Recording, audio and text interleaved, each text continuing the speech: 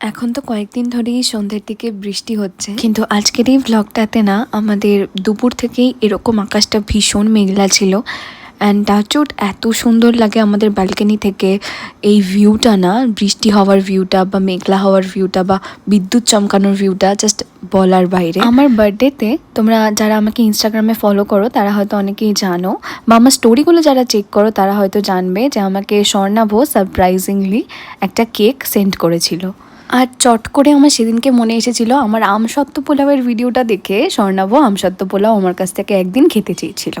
তা আর দেরি করার কোনো দরকার নেই, আজকেও আমি আবার স্বর্ণাভর জন্য স্পেশালি আমসত্ত্ব পোলাও আর চিকেন কষা রান্না করছি। আর এই রান্নাগুলো করছি দেখে নীল ব্রেকফাস্টে অর্ডার করে দিয়েছিল বাইরে থেকে আমার জন্য দই বড়া আর ওর জন্য পনির মশালা দোসা। আর চাটা জাস্ট আমি বাড়িতে করেই নিয়েছিলাম। তো পেঁয়াজটা ভাজতে দিয়ে ব্রেকফাস্টটা করে নিলাম। এখন পেঁয়াজটা ভালো করে একটু ভাজা হয়ে গেছে, এর মধ্যে আমি দিয়ে নিচ্ছি কাঁচা লঙ্কা আর রসুন পেস্ট। আর গতকালই আমি সন্ধ্যাবেলা 1 কেজি মাংস কিনে এনেছিলাম, সেটাকে টক দই, তারপরে সর্ষের তেল, লঙ্কা গুঁড়ো, হলুদ গুঁড়ো, জিরে গুঁড়ো, ধনে গুঁড়ো আর নুন দিয়ে ভালো করে ম্যারিনেট করে ওভারনাইট ফ্রিজে রেখে দিয়েছিলাম।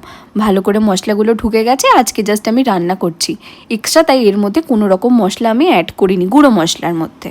এবার মাংসটাকে কষাতে বসিয়ে দিয়ে আমি পোলাওটাকে রান্না করতে শুরু করে দিলাম। সাদা তেল, তার মধ্যে ঘি দিয়ে নিলাম, একটুখানি গোটা গরম মশলা দিয়ে নিলাম, আর তার সাথে দিয়ে নিলাম কাজু বাদাম আর কিশমিশ, আর তার সাথে এটাও দেবো আমসত্ত্ব, কিছুটা আমসত্ত্ব কুচি করে এর মধ্যে দিয়ে দেবো। একটু ভালো করে ভেজে নিয়ে আমি আজকে 2 কাপ চালের পোলাও রান্না করছি। চালটাকে প্রথমে ধুয়ে নিয়ে জল ছড়িয়ে রেখেছিলাম, এবারে মেপে মেপে আমি একেবারে প্যানে দিয়ে দিচ্ছি।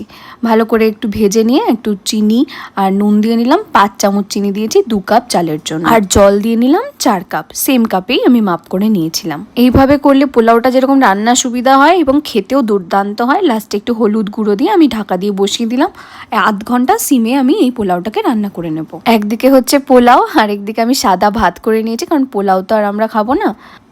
আর মাঝখানে হচ্ছে এই চিকেন। তো আমি সমস্ত মশলা যেহেতু দিয়েই রাত্রিবেলা ম্যারিনেট করেছিলাম, এখন শুধু কষানোর সময় চিকেন কারি মশলা দিয়ে নিলাম। আর একটুখানি লেগ পিসগুলো সেদ্ধ হয়ে নেওয়ার পর আমি তুলে নিয়েছি, নাহলে পুরো যদি সেদ্ধ হতে থাকে কড়াইতেই এই লেগ পিসগুলো আর সুন্দর দেখতে থাকে না।